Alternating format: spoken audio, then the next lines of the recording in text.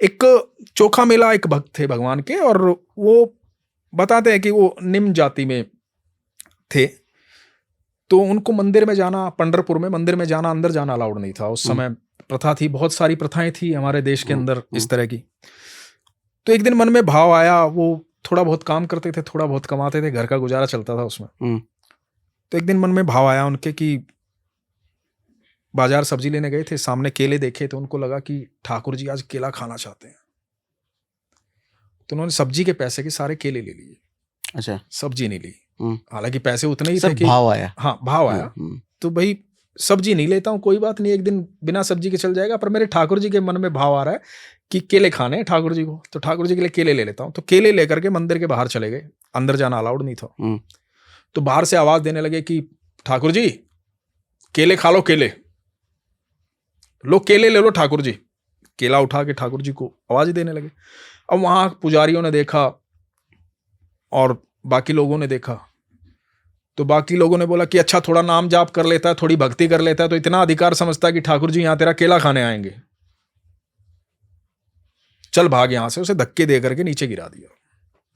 चोट वोट भी लग गई चोखा मेला को, बड़ा उदास हुआ। चोखा मेला घर पहुंचा केले लेकर के। चोखा मेला ने ठाकुर जी से कहा, ठाकुर जी मेरे मन में भाव आया था कि आपको केले खाने हैं, मैं घर की सब्जी छोड़ करके आपके लिए केले लेके पहुंचा था वहां पे, और मुझे वहां से धक्के दे करके बाहर भेज दिया गया, भगा दिया गया, क्योंकि मैं निम्न जाति का हूं, क्योंकि ये लोग मुझे निम्न जाति का समझते हैं। तो मेरा इतना अधिकार नहीं है कि मैं तुझे भोग लगा पाऊं, तुझसे बात कर पाऊं। जब मेरा इतना ही अधिकार नहीं है कि मैं तुझे भोग लगा पाऊं, तुझसे बात कर पाऊं, तुझ तक पहुंच पाऊं, तो मुझे क्या करना है इस शरीर का? मुझे नहीं चाहिए ये शरीर। तो उन्होंने अंजल त्याग दिया।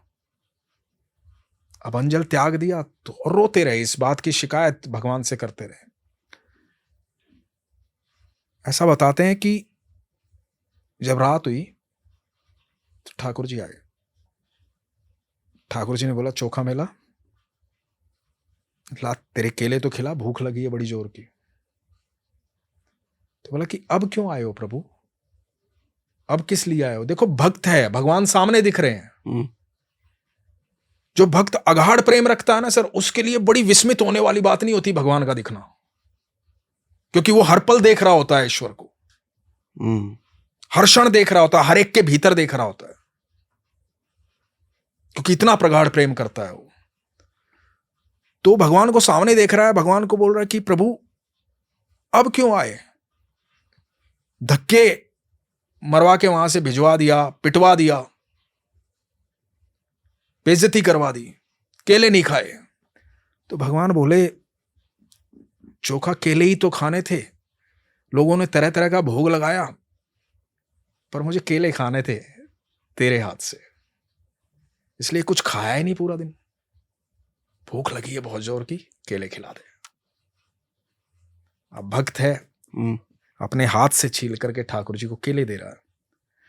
ठाकुर जी ने कुछ केले खाए। ठाकुर जी बोले, ये जो बाकी बच गए हैं मुझे दे दे, क्योंकि रुक्मणी ने भी कुछ नहीं खाया है सुबह से। केले लेकर के ठाकुर जी चले गए। अब सुबह जब यहां मंदिर के द्वार खुले तो ऐसा बताते हैं कि पूरे आंगन में केले के छिलके पड़े हुए थे।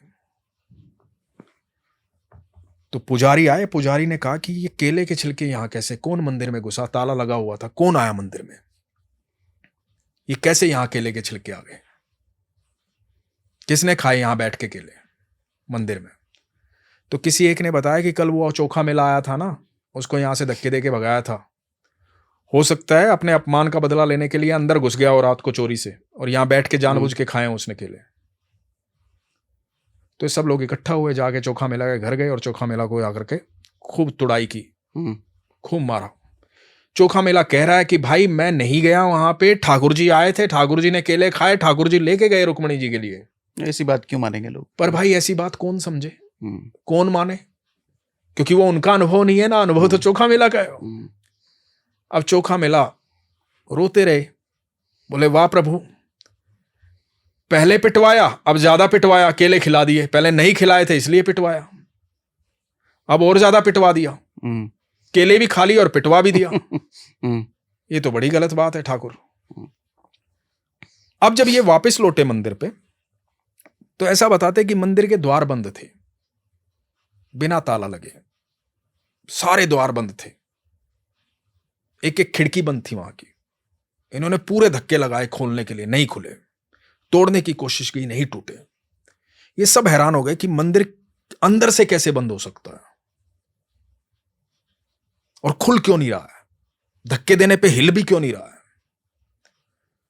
तो पुजारी जी ने बोला कि ऐसा क्या अपराध हमसे बन गया प्रभु कि आप नाराज हैं, मंदिर नहीं खुल रहा है। तो अंदर से आवाज आती है कि मेरे भक्त की पिटाई की है तुमने, जिससे मैं बेहद प्रेम करता हूं। जब तक वो यहां नहीं आएगा ना, तब तक ये द्वार नहीं खुलेगा। ये द्वार हमेशा के लिए बंद हो गया है। यदि चाहते हो द्वार खुले तो जाओ उसे लेके आओ, और ऐसे मत लेके आना पालकी में बिठा करके, ढोल नगाड़े बजाते हुए उत्सव की तरह लेके आना। और बोला कि नहीं आएगा वो, ना पालकी में बैठेगा, वो मना करेगा। पैर पकड़ना, हाथ जोड़ना, प्रार्थना करना, किसी भी तरह से मना के लेके आना, तभी ये द्वार खुलेगा, नहीं तो नहीं खुलेगा। अब ये सब लोग फिर गए चोखा मेला के, जाके माफी मांग रहे हैं। चोखा मेला माफ कर दो, गलती हो गई भाई, चलो पालकी में बैठो। चोखा मेला कह रहे हैं नहीं भाई, मैं तो साधारण सा आदमी हूं, वैसे भी निम्न जाति का हूं, मेरी कहां ऐसी वो कि मैं इसमें बैठूं आपकी पालकी में, तो मैं तो नहीं बैठूंगा। तो आप जाइए।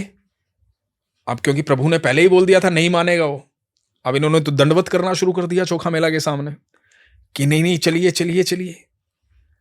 अब ये चोखा मेला को पालकी में बिठा करके ढोल नगाड़ों के साथ लेके आते हैं मंदिर के द्वार पे, और चोखा मेला रो रहे हैं, रस्ते भर सोच रहे हैं कि मेरे ठाकुर का कितना प्रेम है, कितना अद्भुत प्यार मुझसे करते हैं। इन लोगों ने पहले अपमानित किया, मारा पीटा, अब ये लोग अपने कंधे पे उठाकर चल रहे हैं, ढोल नगाड़ों के साथ मिन्नतें कर रहे हैं, पैरों में पड़ रहे हैं। और जब मंदिर के द्वार पे पहुंचे चोखा मेला, तो चोखा मेला ने रोते हुए भगवान से कहा कि ठाकुर माफ कर देने, खोल दे द्वार मेरे प्रभु। और खुल गए थे दरवाजे। ये पंढरपुर की सच्ची घटना है सर। ये कहाँ है पंढरपुर? महाराष्ट्र में। सच्ची घटना है? सच्ची घटना है सर। तो आप ये सोचो सर, वो जो ईश्वर है ना सर, उसको प्राप्त करने के लिए बहुत तिगड़मबाजी नहीं करनी, बहुत प्रयास नहीं करने, बहुत मेहनत नहीं करनी, बहुत तपस्या नहीं करनी, सिर्फ सरल रहना है। सिर्फ सरल रहना है। आप यकीन मानना, ठाकुर जी ने श्रीमद् भगवद गीता में 18 अध्याय में एक बात को, कॉमन बात है वो, जो बात शुरू से लेकर अंत तक कही है, बार बार कही है कि संभावी रहे। संभावी, हाँ, एक जैसा भाव, एक भाव में, सुख और दुख के लिए समान भाव में, सब जीवों के लिए समान भाव में। तुझे ब्राह्मण और चंडाल में जब फर्क महसूस ना होना, तब समझना तू मेरा हो गया है। सर बहुत बड़ी बात है ये। क्योंकि ये तब कैसे होगा? भगवान ये कहते हैं कि तू सबके भीतर मुझे समाहित जान, मैं सबके अंदर विद्यमान हूं। एक छोटी सी चींटी से लेकर बड़े से हाथी में बराबर क्षमता के साथ ठाकुर जी निवास करते हैं, सबके भीतर विद्यमान हो। अब आप सोचो सागर भाई, एक दिन के लिए सिर्फ आपने ये मान लिया, आज सुबह से रात तक मैं ये सोचूंगा कि सबके भीतर ठाकुर जी हैं,